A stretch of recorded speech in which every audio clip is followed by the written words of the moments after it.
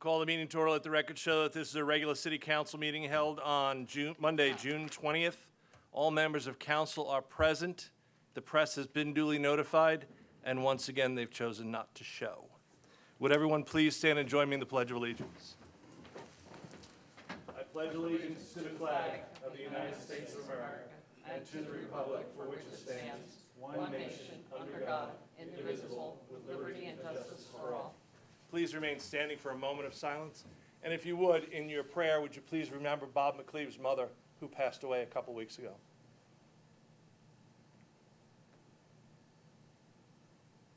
Thank you very much.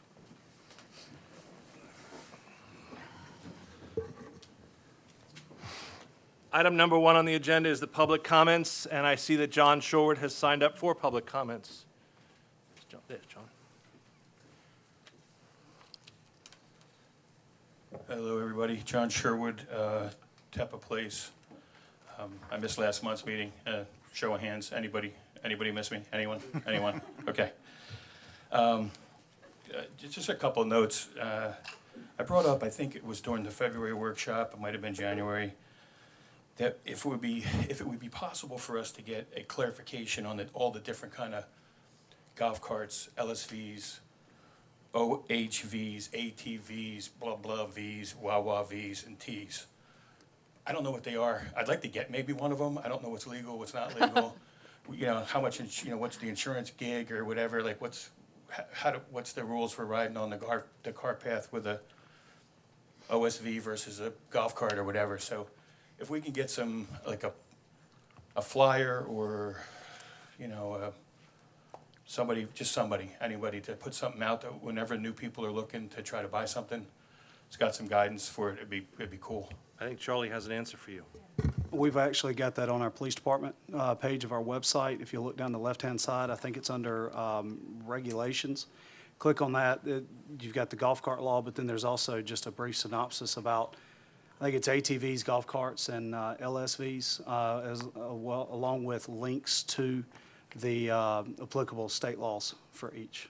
So that is on the police department page of our website. Cool, thank you. And John, you can even search that on the city page. You don't have to go to the police department page. You can go up to the search box and just put golf carts in and search, and it'll give you all that information from there as well. Oh, that's good. Right from the main search page? Yes. Excellent. Thank you, I appreciate that. You're welcome. Also, can we get maybe think about putting a Facebook page or like a web page on our website or something where the comments that are made from the public during the course of meetings for the council actually maybe show up and then the answers of them show up, so that if somebody probably asked the same question last month when I wasn't here and you had to answer the same question over and over again, kind of waste of time. So if we could do that, Is just that as a available on YouTube channel? frequently asked question kind of page or something like that, that'd be cool. I know there is a frequently asked question page on our website already, but one of the things we're trying to do more so is actually answer your questions as they come up, if it is something that we can easily do so. And I know that Charlie has said that he will answer if there's information he would want to, like, let's say you ask us something that needs to be resolved and it cannot be happening right now. He would be able to resolve it and then update at the next council meeting. So that's something that we've agreed to stay on top of. Perfect. I think that's helpful. I mean, I think it's really, really helpful. Thank you. And then a totally different subject. We just had elections last session. Could we start to maybe have some dialogue about saving some money and getting higher voter turnout by having our elections and terms be more coincident with the national elections? So that was not us. That was the Justice Department that did that. That had nothing to do with the city of Tega. Oh, okay. Elections are chosen by them, not by the city By- of Tega. by somebody else? Correct. Other than us, okay. Correct. I mean, it was just a question. I was like, it'd probably save us a bunch of dough if we didn't have to always muscle around for elections or whatever. I agree. And then the last thing is, I was over at the new, Harris Teeter, I'll just call it a Harris Teeter shopping center that's over across from Steve's off Highway 21. Yeah. And they had a karate place or martial arts place, storefront, with a blow-up, kickboxer or something out front on the patio. And then next to it was a summer camp enrolling for kids, like something for kids. It's just some kind of a camp for kids. But it was like a banner that hung down from the front. Are we as friendly as that with our sign ordinance to our own businesses in TK? That's my last question. No. Well, we aren't as friendly, but we did just have a survey sent out to all business owners as well as residents, and I dare to say the reporting was very low, lackluster, but that is being reviewed. Actually, Kathy Masters was one of the persons in charge of that questionnaire. So I know that is being reviewed and then will be brought to all of us by that commission, the Okay. committee. That's all I have. Thanks, Yeah. everybody. Appreciate it. Thank you, John. Right on time. Are there any other public comments? There being none, closed public comments. Item number 2 is the approval of minutes. Council, before you are the regular city council meetings of May 16th, the special workshop planning commission of May 31st, and the special city council meeting of June 8th. Right, yeah. Are there We didn't any vote. questions or deletions to those minutes? Hearing none, those minutes stand approved. Now, one of the great things we get to do is to recognize some of the talented people that we have in the city. And I'm going to move down there, and we're going to recognize Dalton Jones for his Eagle Scout project that he recently achieved.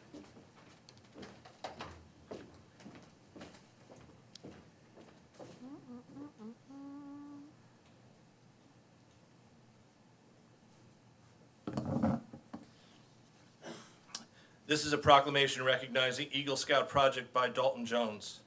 Whereas Dalton Jones has proven himself as an outstanding member of the Boy Scouts of America, and whereas it takes many years of dedication and commitment to achieve the Eagle rank, and whereas Eagle Scouts act as leaders and role models in the community, and whereas Eagle Scout Award is a distinction that will follow him throughout his life and will be a beacon for others to the leadership quality and commitment this young man has shown.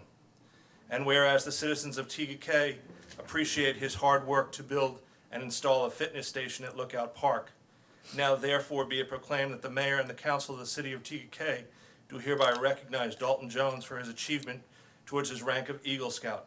We are proud to have him as a member of our community.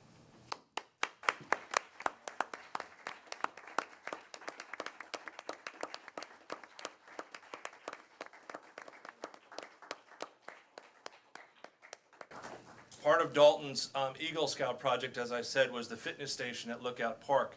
And Dalton was able to connect with a gentleman, Jason Thoreau, who was a member of our community, who helped provide the lumber and the materials that he needed so that he could do his Eagle Scout project. So if you would, please congratulate Jason Thoreau as well.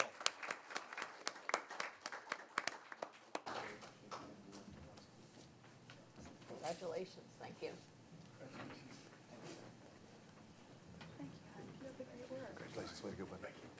Yeah. Yeah, it makes a difference too, doesn't it? When you can't see a doggone thing. Do you have anything to say, or you're good? He's good. Can we leave now? Thank you. Now we have the oath of office for 2 of our new firefighters, and the first one is Daniel Dillinger. Would you come forward, please? Would you raise your right hand and repeat after me? I do solemnly swear I do solemnly swear that I am duly qualified, that I am duly qualified, according to the Constitution of this state, according to the Constitution of this state, to exercise the duties to exercise the duties of the office of which I've been appointed, of the office of which I have been appointed, and that I will, and that I will, to the best of my ability, to the best of my ability, discharge those duties thereof, discharge those duties thereof, and preserve, and preserve, protect, protect, and defend and defend the Constitution of this state the Constitution of this state and of the United States. and of the United States. So help me God. So help me God. Congratulations.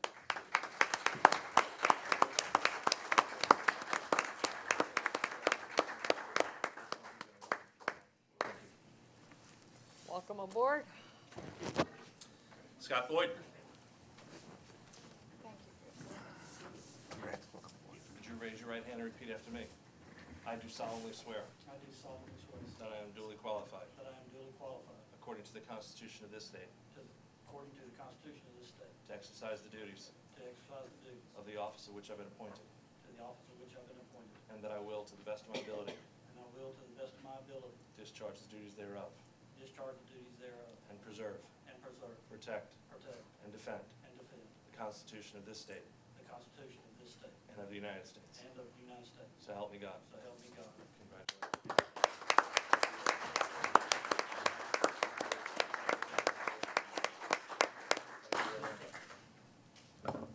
Welcome, congrats. Thank you. Thank you.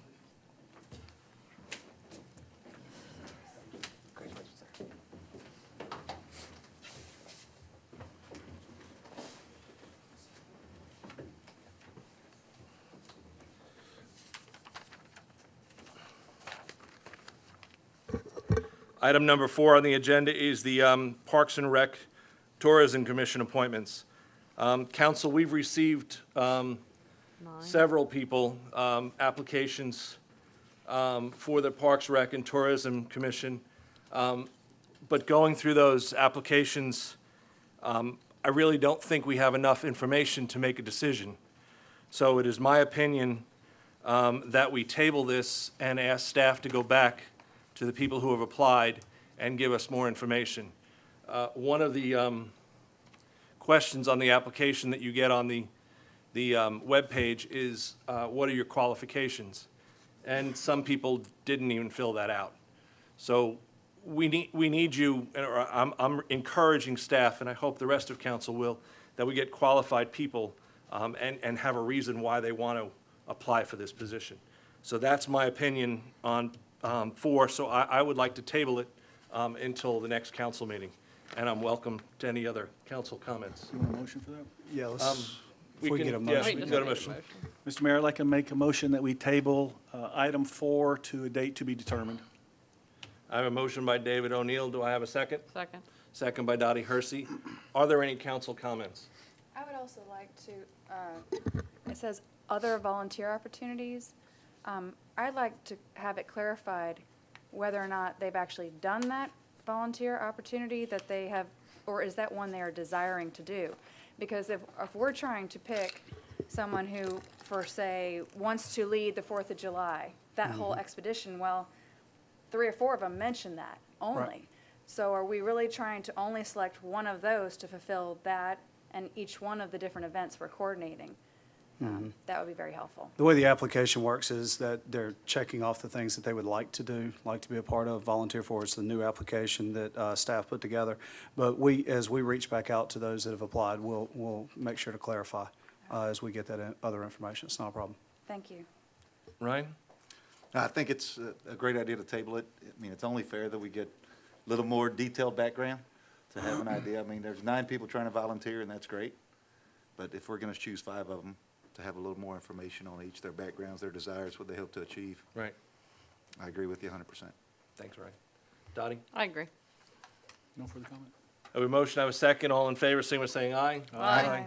Opposed? Unanimous. Item number 5 on the agenda is the unfinished business with the second reading of the ordinance to amend the fiscal year 2015-16 utilities budget fee schedule. City Manager Charlie Funderburk. Thank you, Mr. Mayor, and members of council. We brought this to you for introduction and first read last month. This is strictly just passing through the rate increase that is, we've been notified of from City of Rock Hill on our sewer rates and Town of Fort Mill on our water rates. They are increasing those rates to us effective July 1, 2016. We would ask for council's favorable consideration at this time, and as we have begun the budget process for 16-17, we do not envision an additional rate increase for October 1. We would see this rolling through, at least as we sit here today, rolling through next fiscal year, same as we did last year coming into this fiscal year. Thank you, Charlie. Council, entertain a motion. Mr. Mayor, members of council, a motion to approve second reading of an ordinance to amend the FY 15-16 utilities budget fee schedule. I have a motion by Jen Stalford. Do I have a second? Second. Second by Dottie Hersey. Any council comments? We'll start down with you, Ryan. Just to clarify, the margins are the exact same, correct? All we're doing is passing the city's expense That's along correct. to the customer. So That the is city's correct. not making any more money by us passing this thing. Just for- Absolutely. If anybody wasn't here to see last month, just wanted to clarify that. So Very everybody good point. knows. Yes, sir. Thank you. Jen, any comments? Dottie? Charlie, remind me, do we get these increases pretty much on an annual basis? Or, I don't recall the last time we had one. Last year, we Was- actually had was it it last last year, and it year? was this time. Rock Hill's fiscal year begins July 1. Right. So it always hits around this time of year. Thus far, Rock Hill has expressed that as they are looking to expand their, both treatment plants, both sewer and the water treatment plants, they're going to be looking at marginal increases over the next several years. Yeah, so we'll obviously be watching that and keeping an eye on it. But they don't tell us for certain until usually when they get into late April, as they're finalizing their budgets for adoption. Okay, thank you. David? Call the question. All in favor, signify by saying aye. Aye. Unanimous. Item number 6A on the agenda is the introduction of a first reading for an ordinance to annex and rezone the following tax map numbers. I don't like doing that, so I'm not going to, so I'm going to go to City Manager Charlie Funderburk. Thank you, Mr. Mayor, members of council. RHIP. Tonight, we have before you an introduction and first reading of an ordinance to annex and rezone the following tax map numbers as part of a 100% annexation petition. Those tax map numbers for the record are 644-00000045, 047, 048, 049, 050, 051, 052, and 053. Rezoning those from RUD in the county to PDD in the city. As council will recall, last month we held the public hearing. The developer has listened to the feedback both that from Planning Commission as well as that he received during our public hearing last month, and has tweaked this, tweaked the plan, reduced the density down from approximately 154, or up what would have been 154 dwelling units down to 125 dwelling units. Has eliminated townhomes to go with the single-family home. This is, and the developer is here, so Bob, if I do misspeak, please step to the microphone. We are, it's still an age-targeted development is what they're looking for, a maintenance-free living, if you will, no yard work type thing. It does still have some amenities within the community, walking trails, a garden type thing, similar like what we've got at the Living Memorial Gardens type offering. It does allow us to expand our sewer in that area. We already have a good bit, our water supply does exist in that area, but this will help us expand our sewer system through that area. And the developer would be looking to do a land swap. The city owns 6.9 acres within the developed area that is not contiguous to the city. It was given to us by Lake Ridge developer, I want to say maybe 6-7 years ago, give or take. We've not been able to use that property due to the York County zonings. The developer is looking to swap 8.89 acres in exchange for our 6.9 acres. That would be the government and institutional tract that you've seen on your site plan. And with that, Mr. Mayor, I will turn it back over to City Council. Thank you, Charlie. Council, entertain a motion. Mr. Mayor, members of council, I'd like to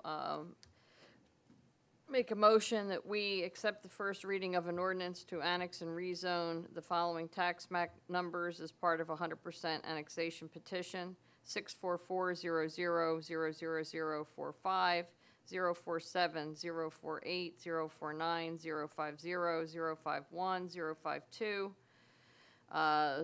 053, from RUD in the county to PDD in the city. I have a motion by Dottie Hersey. Do I have a second? Second was discussion. There you go. That's where I was going. Jen, Okay. go ahead. All right.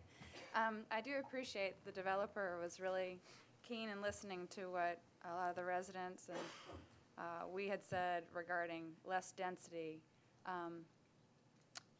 And I'm still concerned that it's really not age targeted due to the size. Although I know you said it was for empty nesters. But it was 3-bedroom, 2.5 bath was the smallest size home, I believe. Is that correct? Please. Thank you. Good evening, everyone. Bob, would you just state your name for the record? Yes, sir, I Thank will. you. My name is Bob Wiggins. I represent Mattamy Homes. I live at 4301 Berkshire Heights, Fort Mill. And your question was the smallest home? Yeah, I'm just, we do need age targeted, and that is something we want to have, and we've seen with our comprehensive plan, and we've heard it from the residents time and time. We just don't have that. But I'm a little concerned with the size of the home, that it's really not going to be targeting that, but we could also be getting families. And we want to reduce the burden on the school system as well as just the traffic on the road. So I just want to, and obviously, I'm not a developer, so you may very well be selling these to tons of empty nesters. I just, they seem large. Well, they're not really large. They're not the typical two-story family home. Think of a ranch home with walk-up space in the attic trusses. So typically, you would have a master suite downstairs, another bedroom, and possibly a flex room, and then go upstairs into a loft and maybe a third bedroom arrangement with another bath, something that could be shut down and turn the heating and air down when there's not visitors in the home with the primary residence. So it's very much an age-targeted product that we would be developing. As a matter of fact, we're developing it now for use, not just potentially here, but in other areas as well. It's fairly common in that configuration. Now, the base home could be 2-bedroom without the optional loft walk-up, but what we've seen in the market is that those empty nesters tend to want that space for visiting family or have the bonus space upstairs for media room, crafts, things of that nature, you know, a little exercise equipment, things like that. So it is a desired feature to do it that way.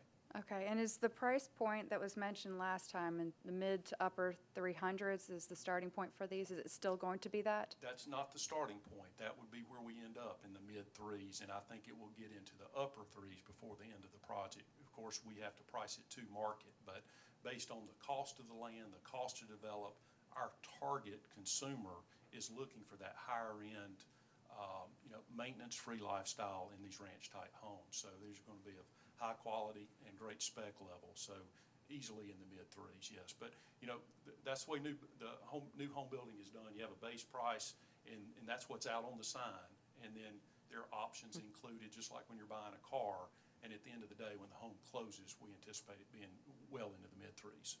Okay, and I noticed the trails and the green space, but there's no pool in this as an amenity, and I know it's only required a certain quantity of amenities. Right. So it's not required, but I'm just concerned about the burden on our existing beach swim club. Is there enough space for you to put one in this plan? There could be.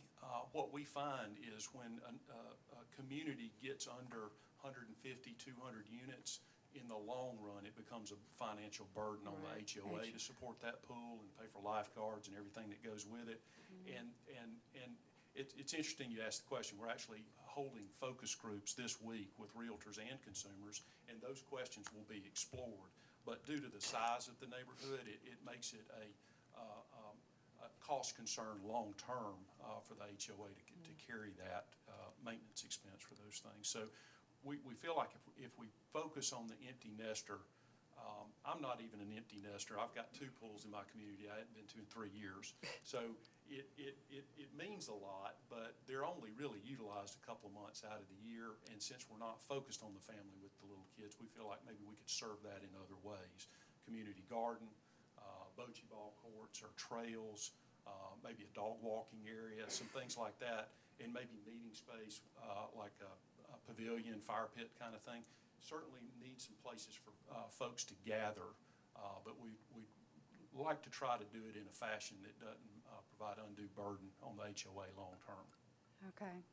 And I guess, Charlie, I know that the land swap is very important Thank ma'am. you, first of all, thank you for that. Sure. But I understand the land swap is very important for us because Mm-hmm. of our need for a permanent location for recycling. Yes, ma'am. Now, Well, for yard recycling? waste, yes, ma'am. Yard waste, Yard waste, okay. yes, ma'am. Currently, we are the city is leasing about 2.5 to 3 acres of land. That lease is due to expire in the next, I'm wanting to say in the next 8 to 12 months. That lease will actually sunset. And we need and the owner of that property is actively trying to sell it. For us to continue to do our curbside collection of yard debris, leaves, branches, things like that, we definitely need a permanent spot. We've been fortunate with, as Lakeshore was building, we had space provided by the developer.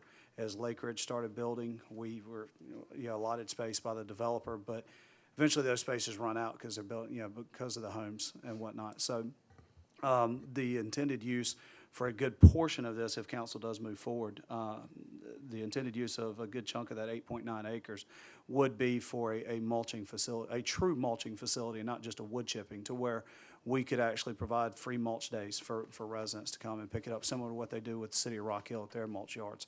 It would allow us to put a maintenance facility over there for, to work that's being done on the eastern half of the city.